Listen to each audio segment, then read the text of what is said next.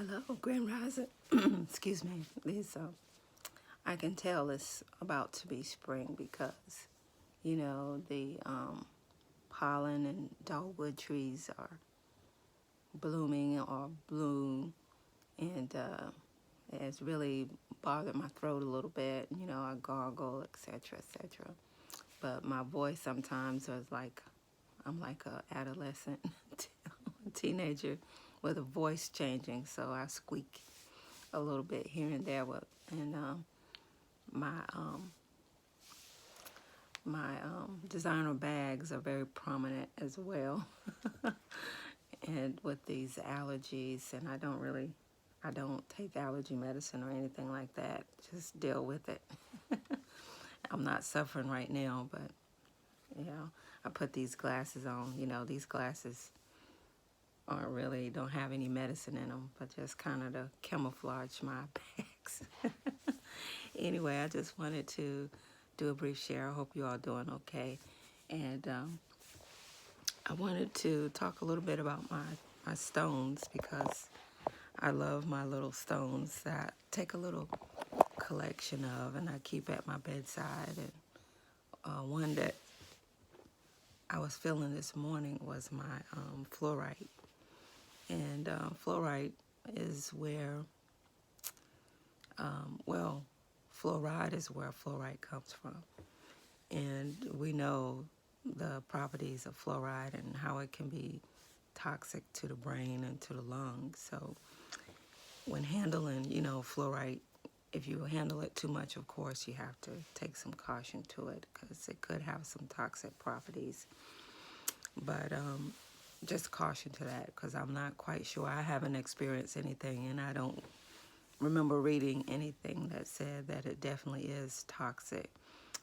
So just do your research before, handling fluorite too much. But just to share, this is a clear fluorite cluster, and it's from China. I shared it on my previous channel before, but when I first came in contact with this stone here at my favorite shop, I went in and I just happened to touch it and I picked it up, and automatically there was a connection to it because I felt this warm surge of energy up my arm. So, and also I know that it has some magnetic properties with other stones as well. So that's energy, no matter what type of energy it is. It's positive energy, and it feels good. It's not negative energy. And I like it a lot. It has a lot of properties for, this fluorite. It's a very good healing stone. It's good for, your bone health. It's good for specifically bone health and joint health, for those type of properties because, our bones are crystals. We are crystals. So our connection to certain crystals and stones is very significant and metaphysical. And, I wouldn't say, this is definitely the thing that's going to cure your osteoporosis, etc., but it's been known, according to research, some people report the healing properties with the bones and the joints that it has. It's also associated with the heart chakra. So it's been known if you put it over your throat chakra and your heart chakra, it balances emotions and lets off fear and grief. So it's a very emotional stone associated with the moon. When I recharge it, I charge it in, under the full moon and not with the sun generally. And you don't really have to soak it. It's a soft crystal. You don't soak it in water. It does have some aluminum in it. It's mostly found like in England, France, and Zimbabwe, different places like that. This piece right here was found in China, I was told by the shop. And you can actually see the dirt, so it's embedded in it because I did wash it, so it's embedded inside of it. So I like this piece a lot. It's also a very intuitive stone. It's a very spiritual stone. If you believe in spiritual connections during meditation, this is a very good stone to have. But this stone is very warming, very calming, and if you haven't experienced it before, check it out. But it's just a stone that you will want to work with healing.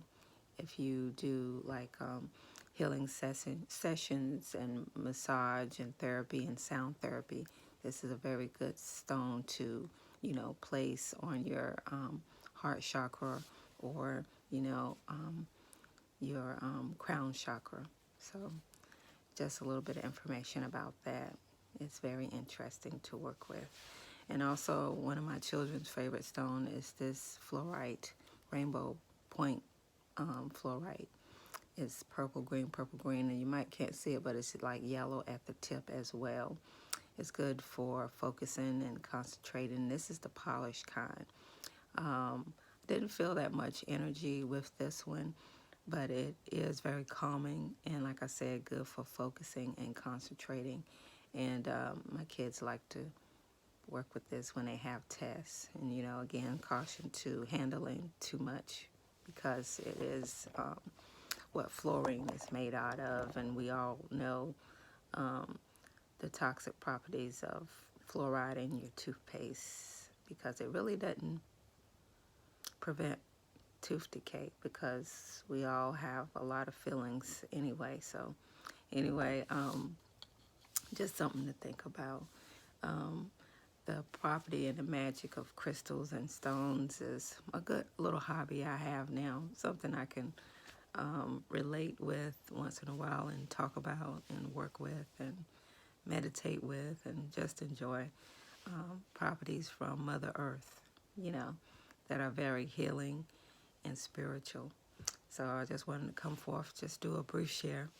And if you all have worked with fluorite before, and if I didn't mention, which is probably a lot of other stuff that I know that I'm not mentioning right now about fluorite, feel free to share. Anyway, thanks for visiting the city, and I hope you all have a wonderful day. Take care. Also, owls were very busy this morning. They usually don't come until, the spring equinox. And this morning, about 5 o'clock, they were just hooting, hollering.